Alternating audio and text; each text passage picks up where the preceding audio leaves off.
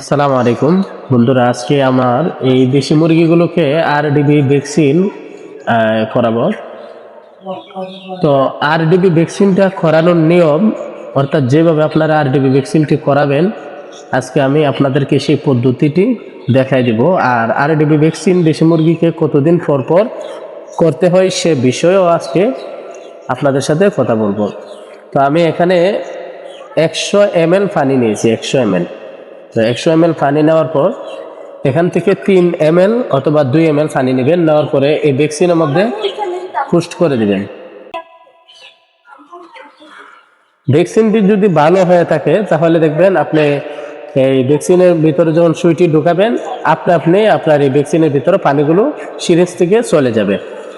তো ঢোকানোর পর আপনি এই ভ্যাকসিনটিকে ভালোভাবে ঝাঁকিয়ে গুলিয়ে নেবেন। তো গোলানো শেষ হয়ে গেলে আবার সিরিঞ্জে নিয়ে নেবেন।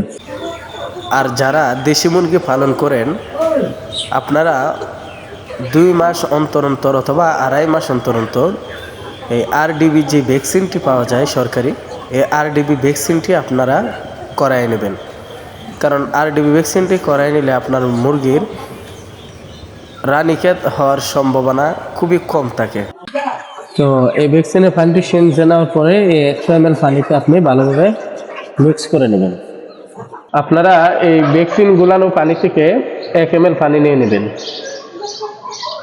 1 ml পানি নেওয়ার পর এই মুরগির যে রানের মাংস আছে সেই মাংসের মধ্যে পুশ করে দেবেন। যেখানে রানের মাংস,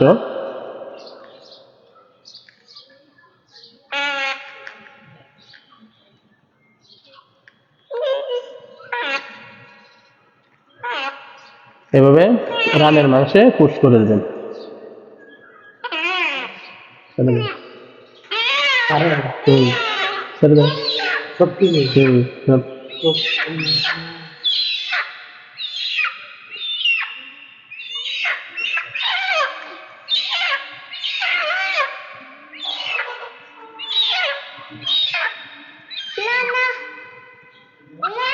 কথা বলে না মামা, চুপ।